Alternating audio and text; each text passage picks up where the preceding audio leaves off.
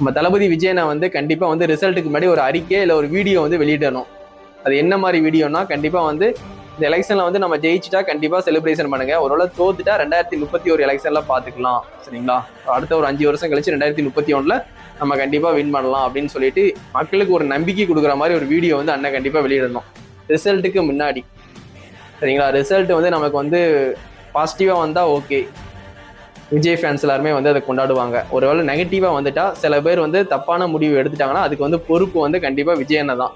ஏன்னா வந்து கடைசி பிரச்சாரத்திலேயே வந்து நம்ம குழந்தைங்களெல்லாம் வந்து யூஸ் பண்ணியிருப்பாரு. இந்த மாதிரி வந்து வீட்டில் இருக்க பேரண்ட்ஸ்லாம் ஓட்டு போட சொல்லுங்க, அவன் ஓட்டு போடுற வரைக்கும் விடாதீங்க, அப்படியும் ஓட்டு போடாம உட்காந்துட்டு இருந்தாங்கன்னா விசில் எடுத்துட்டு போய் அவன் காதுல போய் ஊதுங்க.